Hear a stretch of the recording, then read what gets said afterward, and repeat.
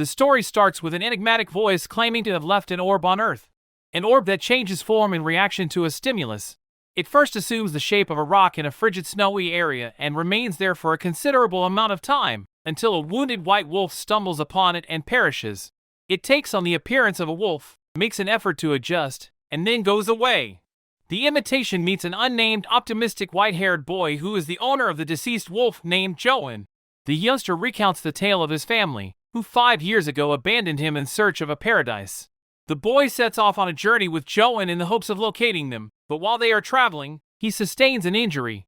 Struggling to find a clue to any direction, the boy falls into despair and decides to return to his hut. Days pass, and his wound doesn't seem to be getting better and he becomes ill. Struggling to move, the boy asks Joan to remember him before passing away in his chair due to his severe illness. The imitation acquires the catalyst for change and morphs into the deceased boy, and departs on a journey just as the boy had wished. The imitation now wanders towards south, shaped as the boy. It frequently dies from malnutrition, and also gets devoured by a bear since he has no idea how to behave and survive like a human. But with its ability, he keeps regenerating. At the same time, a nearby village is preparing to sacrifice a little girl called March in order to please the deity Onaguma.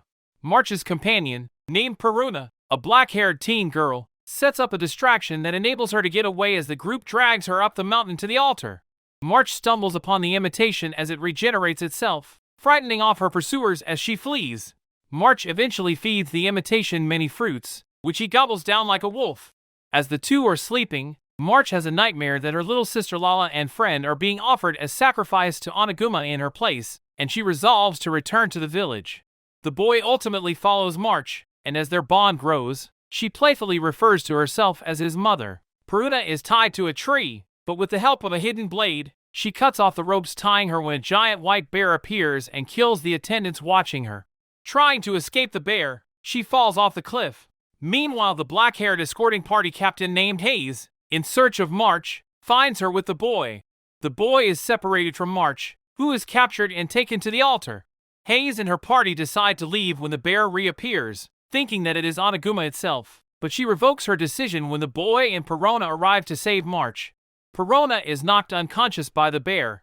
The boy transforms into a wolf, and in a fierce battle, bites the bear's face till it almost bleeds to death. Looking at this, Hayes tells them that they would be spared if they accompanied her to the nation of Yanom. The trio accept the offer, and the boy utters his first thank you, the words that March was trying to teach him earlier. March is shown having a dream in which her older sister is being sacrificed to Onaguma. March, Peruna, and the boy, which is now named Fushi by March, are escorted by Hayes to Yanom on a tedious journey. Hayes permits them to try various kinds of food, but slips sleeping pills into one of them. Fushi wakes up in a prison, attacked by desperate inmates who eventually find out about Fushi's immortality. Fushi picks up the phrase "it hurts" in the process. He tries to escape as a wolf but is hit by a poisonous arrow shot by Hayes. Peruna devises a scheme to steal a trophy from the bear's skin, escape the jail to Nanana, and then use it to demonstrate that the sacrifices to Onaguma are now unnecessary as the bear itself is dead. Hayes has March take care of the bear when Fushi and she are discovered excavating a hole to get to the animal. Despite her best attempts, the bear ultimately succumbs to its wounds while Fushi becomes more receptive to fresh stimuli. In the meantime, Peruna is forced to begin her unplanned escape strategy after tripping into a storage shed and being seen by a guard. Peruna flees with March, Fushi, and an elderly woman named Piorin from the prison, but is pursued by Yanom prison guards. Peruna is attacked by the pursuers, and Hayes shoots an arrow towards Peruna's blind spot, but March sacrifices her life by trying to protect Peruna.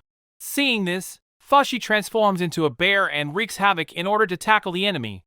Devastated, Peruna moves her blade towards her neck, but Fushi stops her just in time.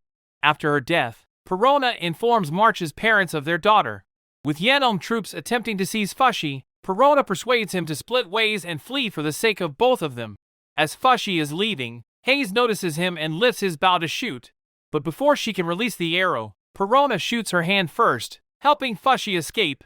Fushi now takes the appearance of March. Fushi continues his adventure through the forest, where he once again encounters the old Piorin, who teaches him how to talk when he expresses an interest in writing.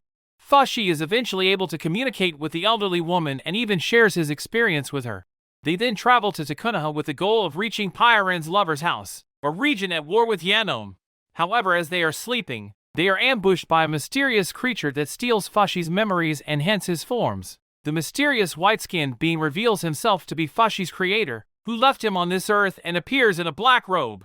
He orders him to destroy the creature's core in its middle. Fushy fights the creature and acquires his memories and forms back.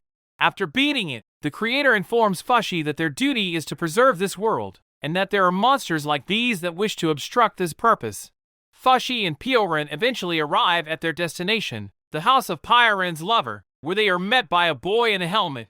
A boy named Gugu and his brother Shin sell vegetables in order to achieve their goal of having a large mansion. At the market, Gugu often encounters a girl called Rain Crop whom he likes. Gugu sees a dog named Mir with which he shared a bun earlier. A voice calling out Mir's name is heard by Gugu.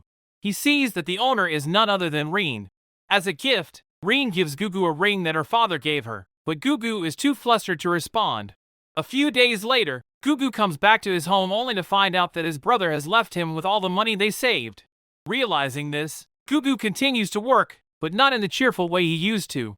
One day on a hill, the distressed Gugu is nearly killed saving Reen in a railroad accident, but his face is destroyed when a log falls on him.